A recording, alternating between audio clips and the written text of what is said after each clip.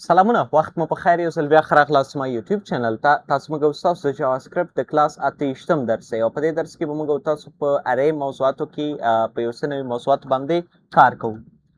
نو نننۍ موضوع زموږ او ستاسو د nested arrays دی چې څنګه موږ او تاسو کولی شو چې nested arrays نه استفاده وکړو یعنی په یو ارې کې دننه د بل ارې نه استفاده وکړو ګورئ an array can contain other arrays یعنی یو ارې کولی شي چې نور اریز هم څه کړي په ځان کې وساتي فرض که ما سره یو ارې دی ما سره د ماټرکس په نوم صحیح ده او په دې کې یو خپله ارې دی په دې ارې کې زه درې نورې ارېګانې جوړم یو دی دوه او دی هم درې نو که چیرې تاسو غواړئ چې په یو ارې کې بل ارې جوړ کړئ نو دا کار هم شونی دی تاسو کولی شئ دا کار هم څه کوئ ترسره کړئ think of it like rows and columns تاسو ورته فکر وکړئ لکه rows او columns ما دلته ولیکه صحیح ده یو دوه درې صحیح شو دا یو دوه درې راغی دا موږ او تاسو سره لومړنی ارې دی همداسې دویم ارې موږ او تاسو سره درې څلور پنځه شپږ دا موږ او تاسو سره دویم ارې شو جدا بل ارې شو دا موږ او تاسو سره او همداسې که چیرې موږ او تاسو دریم لاین ته پام وکړو نو دریم لاین کې و اته او نهه موږ او تاسو سره دلته څه شو راغلی دی نو دا موضوع موږ او تاسو سره ډېره مهمه موضوع دی راځئ په عملي ډول یې ګورو چې څنګه موږ او تاسو کولی شو د nested arrays نه استفاده وکړو نو دې لپاره چې که چیرې تاسو غواړئ یو nested array جوړ کړئ لومړی خو به تاسو یو ویریبل جوړوئ او په هغې ته به یو نوم ورکړئ فرض کړئ زه ورته نوم ورکوم num صحیح ده او په دې کې زه اوس غواړم چې یو nested array جوړ کړم یعنی یو array دننه بل array جوړ کړم نو دې لپاره به تاسو قوسونه اچوئ قوس شروع او قوس سوري موږ تاسو ورته براکټس ویلی صحیح ده او له دې نه وروسته اوس تاسو دلته راتلی شئ او دلته دویم قوس تاسو خپل اچوئ صحیح ده او دغه چې کوم دی ستاسو لومړنی خو دا خو باندنی لوپ شو چې کوم array شو چې کوم تاسو اخیستل اوس په دې array کې ته بله array اخیستل غواړئ نو دې لپاره به ته راځئ دغسې brackets په تاسو څه کوئ جوړوئ له دې نه وروسته اوس خپل values فرض کړئ زه هماغه سیم یو دوه درې دا یې ما دلته ولیکل او زه راځم دغه بل کې چې کوم دی فرض کړئ څلور پنځه او په اینډ کې ورته شپږ لیکم همداسې اوه همداسې اته او له دې نه وروسته نهه زه ورته لیکم صحیح شو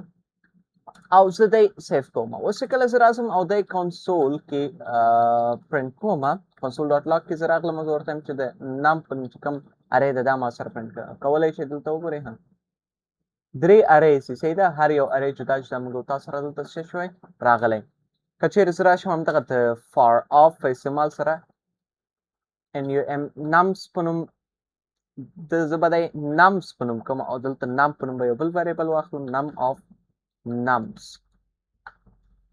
او له دې نه وروسته زه راځم ورته کنسول کې ډاټ لاګ زه ورته وایم چې دغه نم ما سره څه کړه پرنټ کړه اوس تاسو کتلی شئ ګورئ موږ تاسو سره دا درې واړه څه شو پرنټ شو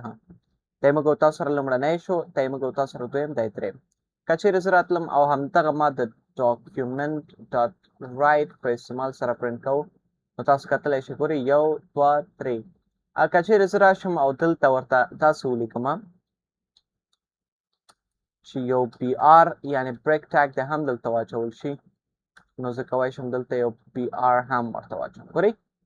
اوس موږ تاسو سره بیخي منظم راغی یو دوه درې همداسې بیا څلور پنځه شپږ بیا اووه اته نهه نو په دغه طریقې موږ تاسو کولی شو چې له دې نه هم استفاده وکړو نو امید چې موضوع به مو اخیستې اوسي بله موضوع موږ تاسو سره objects inside arrays د ارې دننه ارې خو موږ تاسو ویل اوس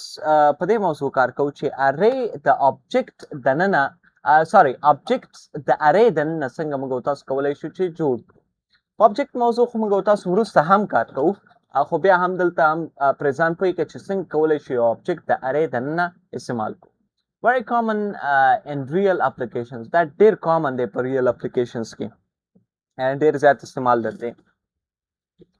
نو که چیرې تاسو غواړئ چې یو آبجکټ د ارې دننه جوړ کړئ نو سیم پروسس دی تاسو سره به یو ارې جوړ کړئ صحیح ده ارې جوړول نه وروسته سټارټینګ او اینډینګ یې دلته شو په دې کې دننه هغه سیم پروسس دلته آبجیکټ ورته شي کا جوړ کا په آبجیکټ کې موږ تاسو سره دغه رقم براکټس استعمالېږي او هلته دغه رقم براکټس استعمالېږي دغه عمره صرف موږ تاسو سره فرق دی فرض کړئ زه غواړم یو ارې اف آبجیکټس جوړ کړم نو دې لپاره به زه راځم دغلته دې قوسونو نه به استفاده کوم فرض کړئ زه لومړی دلته لیکم چې نیم او زه دلته یو کس نیم لیکم فرض کړئ فدا محمد کاما او زه دلته ایج ورته لیکم ایج ورته فرض کړئ داسې 19 ما ولیکه کولی شو چې هر رقم ستاسو خوښه واوسي کولی شو چې هماغسې جوړ کړئ او له دې نه وروسته زه راځم دلته دی چې کوم دی لاندې هم پرنټ کوم زه راځم زه ورته وایم چې دویم کس عثمان نوم دی او د دې ایج دی 2 بل کس یوازې محمد نوم دی او د دې ایج دی 14 او زه دی سیف کوم نو ګورئ درې آبجیکټه موږ تاسو سره دلته راغلي دي خو دې لپاره به تاسو د ان خو نه بلکې دې لپاره به ډایرکټلی تاسو راځئ د فار لوپ نه استفاده کوئ صحیح ده زه ورته داسې کار کوم چې که چېرې زه پرنټ کول غواړم نو دې لپاره یو لار خو دا دی چې ته هر یو جدا جدا شی کې پرنټ کړې فرض کړې 0 انډکس ته پرنټ کول غواړې نو په دې طریقې کولی شي دا موضوع موږ تاسو وروسته وایو بیا چې هغه موضوع موږ تاسو سره د فلټر دی صحیح ده فلټر موضوع کې بیا موږ تاسو په دې باندې کار هم کوو تاسو کولی شئ داسې کار هم ترسره کړئ فرض کړئ زه راځم یو بل ویریبل جوړوم let I is equal to 0 او له دې نه وروسته زه راځم زه ورته یم چې I less than nums dot length so I plus plus او له دې نه وروسته زه راځم زه ورته یم چې document dot write او د nums په نوم چې کوم هغه دی ته یې ما سره پرنټ کړه خو آی پکې دا موږ تاسو سره آبجیکټ دی دا موضوع موږ تاسو وروسته وایو چې څنګه بیا آبجیکټ موږ تاسو کولی شو د فلټر او د ماپ په استعمال سره استفاده کوو زه داسې کار هم کولی شم چې ډایرکټلی دلته راشم چې console dot log او ما سره دغه نمس په نوم چې کوم هغه دی په دې کې دننه موږ سره فرض کړئ نیم پرنټ کړه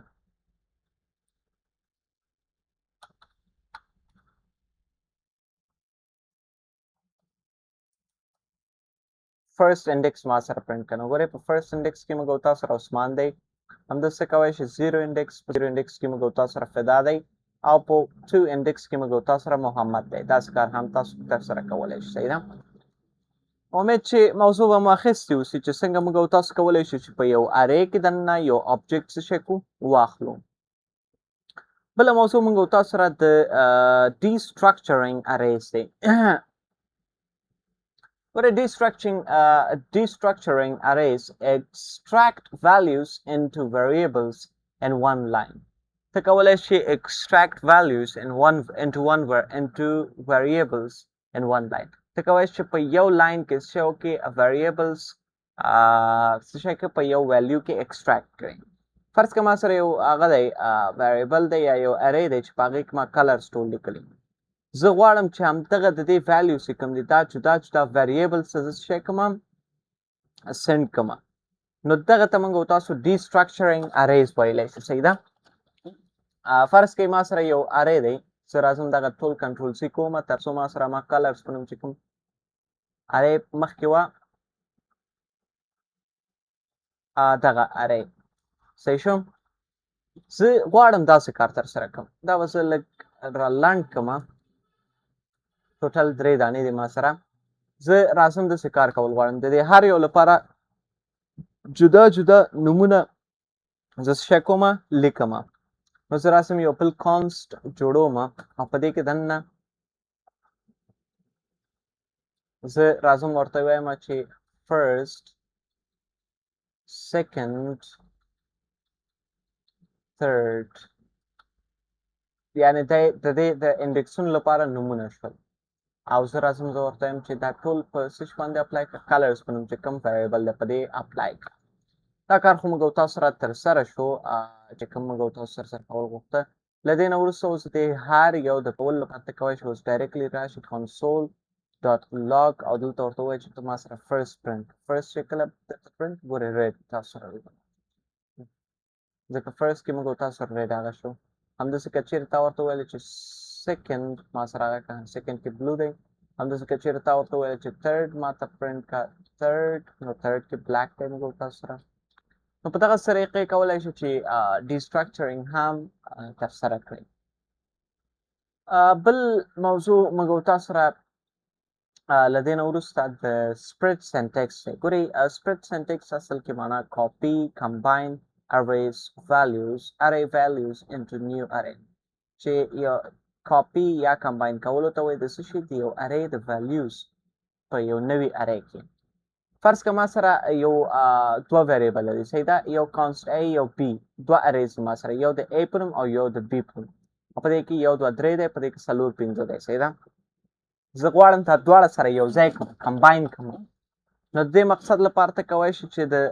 څه شي څخه استفاده وکړې د spread syntax نه استفاده وکړې. فرض کړئ زه راځم دلته یو بل ویریبل جوړوم let a په نوم او په دې کې زه سټور کوم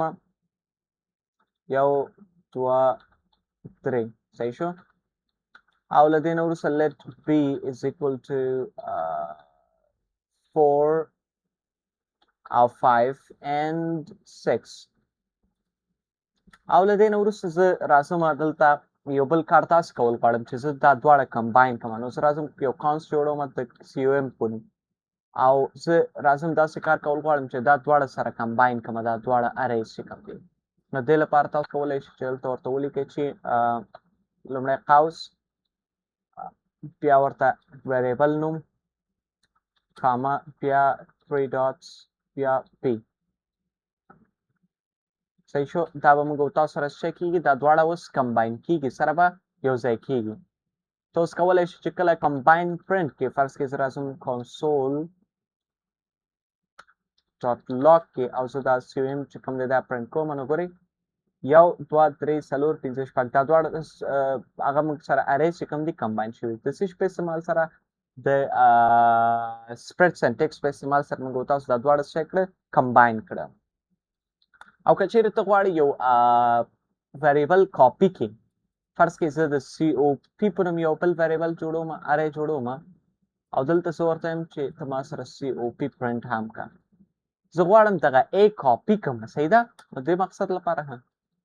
ډایرکټ هغه درته څه کړ کاپي کړ. نو دغه یو نوې موضوع موږ تاسو سره په JavaScript کې امید چې موضوع به مو اخیستې اوسي. تر بیا د خدای په امان ښه وخت.